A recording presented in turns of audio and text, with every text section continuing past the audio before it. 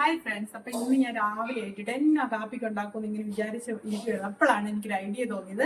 വളരെ നാച്ചുറൽ ആയിട്ടൊരു സംഭവമാണ് ഞാൻ ഉണ്ടാക്കാൻ പോകുന്നത്. എന്നാ നിങ്ങൾക്ക് കാണണ്ടേ? കാണിക്കാവേ.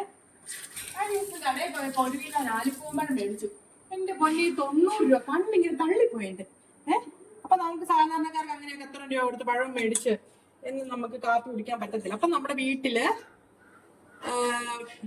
ഈ നാച്ചുറൽ ആയിട്ടുള്ള ചക്കപ്പഴം ഇല്ലേ, ചക്കപ്പഴം വെച്ച് നമുക്ക് പുട്ടുണ്ടാക്കാം. അപ്പൊ ആദ്യം നമുക്ക് ഇച്ചിരി കുറച്ച് നാളികേരം, ചട്ടപ്പൂട്ടാണേ, കുറച്ച് നാളികേരം ഇങ്ങനെ സ്പ്രെഡ് ചെയ്യാവേ.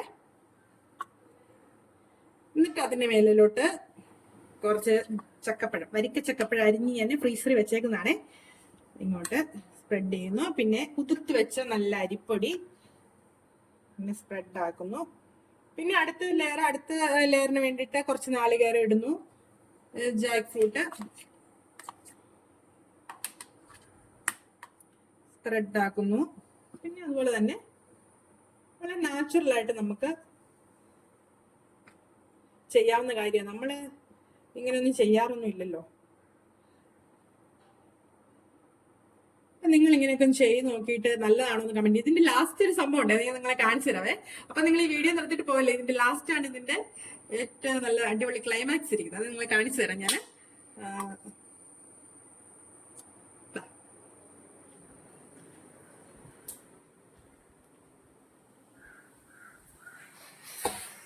ഇത് നമ്മൾ ആവി കയറാൻ വെക്കുക കേട്ടോ. ആവി കയറിക്കോട്ടെ. നല്ല ചൂട് വന്നു, വെന്തിട്ടുണ്ട്. അപ്പൊ നമുക്ക് എടുത്ത് നോക്കാവേ. ലാസ്റ്റ് ആണ് ഇതിന്റെ ക്ലൈമാക്സ് ഇരിക്കുന്നത്. നല്ല അടിപൊളി സംഭവമാണ്. നമ്മള് മരുന്നുണ്ട്.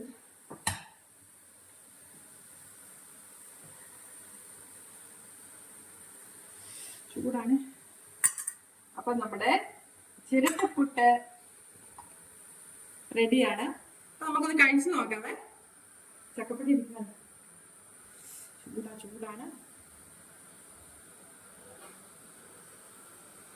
ചക്കപ്പഴം കൂടെ കൂട്ടി ഇങ്ങനെ കുഴച്ച് വാലോട്ട് വെക്കണേ.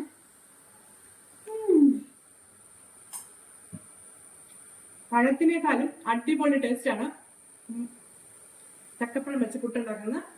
അപ്പൊ ഇതാണ് ഇത് ലാസ്റ്റ് അവസാനത്തെ ക്ലൈമാക്സ്. സൂപ്പർ അല്ലേ? ഈ വീഡിയോ ഇഷ്ടപ്പെട്ടെങ്കിൽ എല്ലാവരും ലൈക്ക് ചെയ്ത് സബ്സ്ക്രൈബ് ചെയ്യണേ. അടിപൊളിയാ. Bye bye.